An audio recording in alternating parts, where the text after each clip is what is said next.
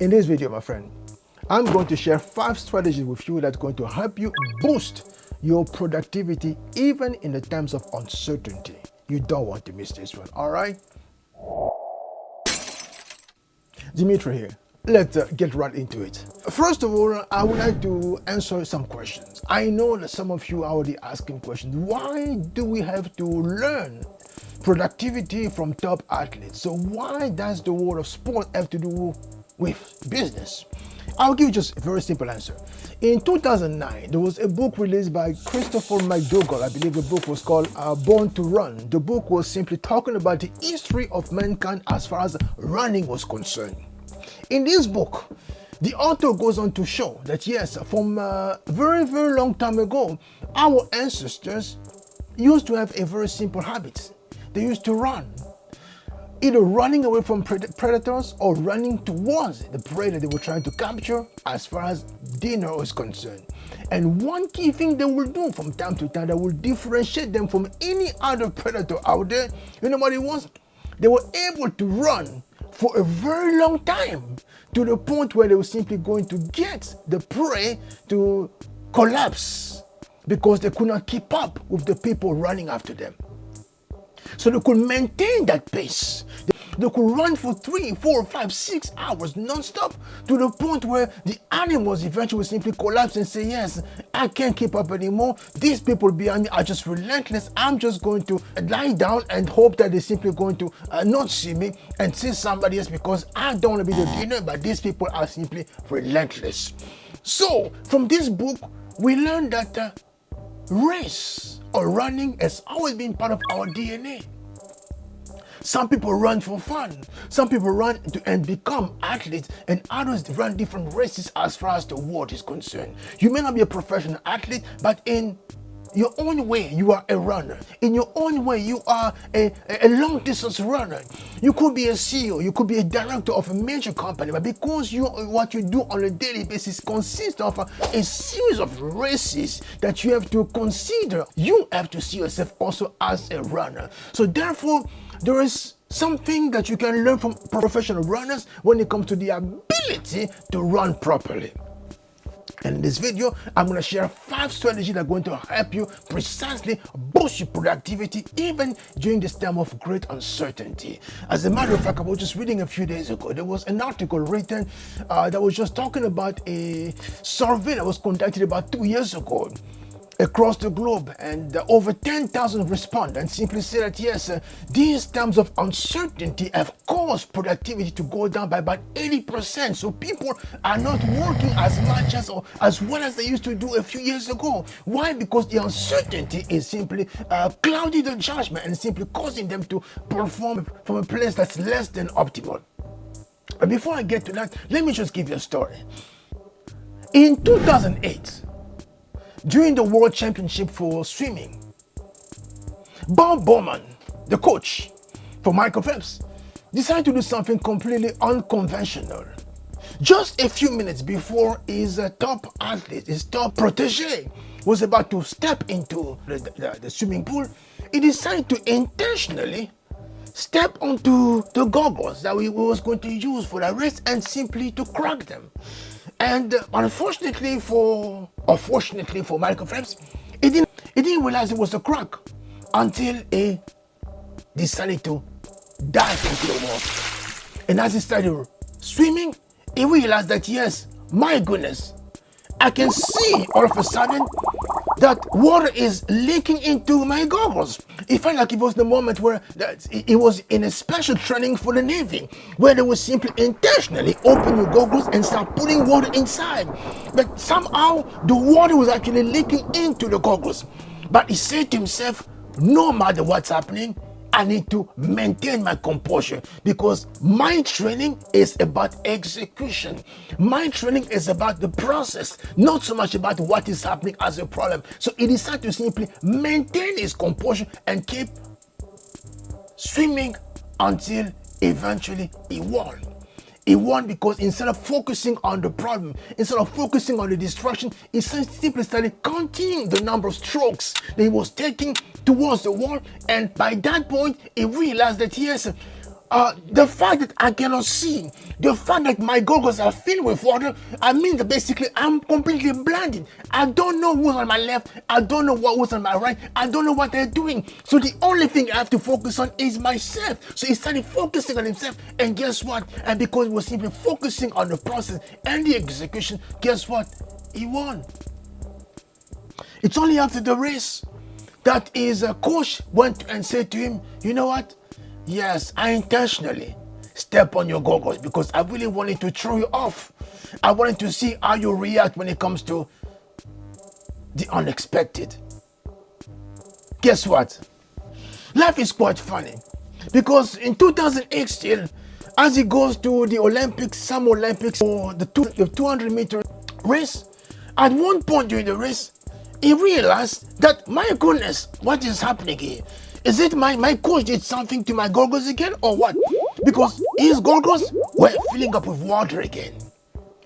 And he simply said to himself, my goodness, I've been through this before and I know exactly what to do. I'm not here to focus on the problem. I'm not here to focus on the distraction. My only job is to focus on the process. My only job is to focus on the execution. If I focus on the process, if I focus on the execution, and I focus on everything else that I've learned during training, I'm going to come out on top. And guess what? And that's exactly what he did. Both for the Olympics and the World Championships. So what can we learn from these two races? Number one, the first thing that you have to focus on is P. P for what? Process. What is the plan that you had in place before you started a business? What is the plan that you had in place when you actually joined the organization? What is the plan that you had in place when you decided to take that job? As the CEO, as the director, as the VP of that department, wherever you're working, what was the plan that you had in mind when you first actually stepped into the boardroom? What was the plan that you had in mind when you first stepped in the arena? That's the first thing that you have to ask yourself. What is the plan? If you know the plan, you're going to focus now then on the process as opposed to focusing on the problem. Because in 2008, when the coach intentionally decided to step on the goggles and crack them before the race, he was simply trying to see how his protege was going to react to a sense of uncertainty. Was he going to panic, or was he simply going to remember the plan, to simply count the number of strokes before you could reach the wall?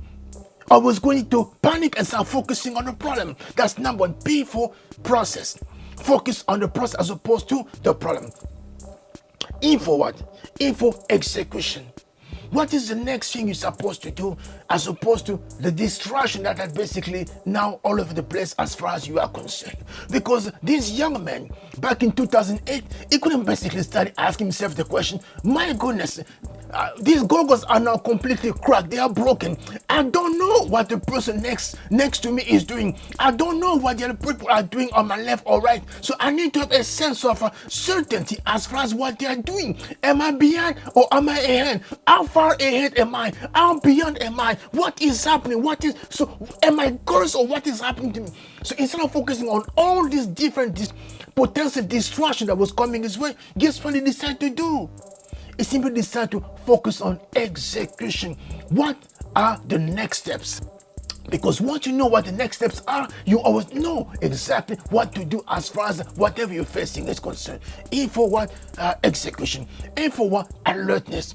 He said to himself, yes, I jump into the swimming pool. My job is to swim. I understand now that because my goggles are cracked, the amygdala is not on high alert. The amygdala simply say, my goodness, this is a swim or sink moment. My goodness, this is literally a moment where the flight or fight response is on.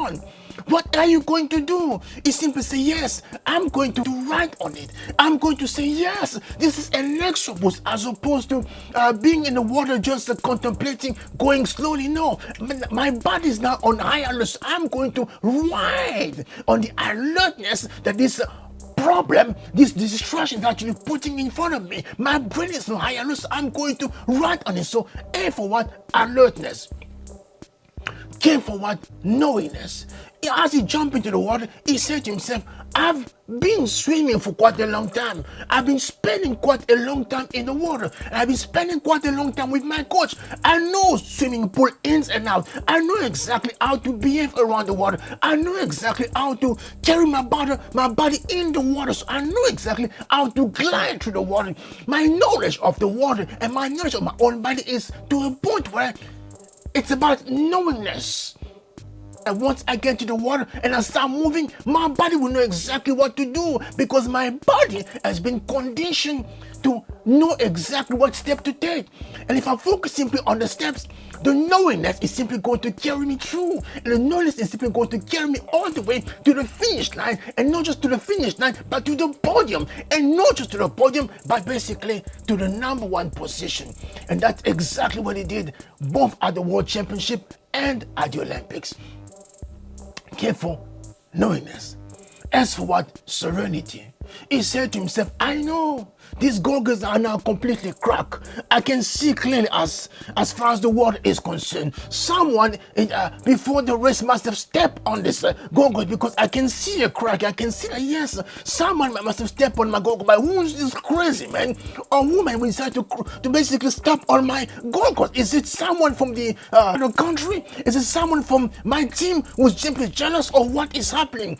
But instead of focusing on the crack, he simply said to himself, I know that every race can be broken down in 3 different phases. Number 1, acceleration. Number 2, maintenance. Last but not least, and the most important thing, a phase as far as racing is concerned, it's about relaxing. How relaxed am I as far as this part of the race is concerned? He simply said to himself, yes, I'm alert. My amygdala is on. It's telling me that yes, danger, danger, danger. But I also need to maintain a sense of equilibrium as far as my serenity is concerned. I can simply breathe myself to serenity because as I regulate my emotion, as I regulate my nervous system, what's going to happen is I'm going to switch from dorsal nervous system to ventral dorsal system. I'm going to go from actually having my back against the wall to a place where I'm now in control. And this is how I'm going to slowly but surely ride all the way to the finish line, not just to the finish line, but to the podium line, not just to the podium, but also to the number one position because that's exactly what I deserve. And as he started executing and as he started doing exactly that, guess what happened? He eventually was able to win both races. Now back to you. Regardless of what could be happening to you right now, regardless of someone may decide to simply crack your goals before the race, regardless of whatever the economy is doing right now as far as a sense of clarity and focus is concerned, your job as a leader is to simply focus on your own ability to remain productive. And now for you to remain productive, you simply have to maintain what I simply call a sense of focus on this key thing I simply put on the table for you, which is the strategy called peaks. You have to maintain a sense of prioritizing this key thing called process. Focus on the process. Focus on the plan as opposed to the problem. E for what? Focusing on execution. What's next? Focus on your execution. The next step as opposed to any distraction that may be coming your way through this problem. Now that's number 2. F what? Alertness. Make sure you are alert.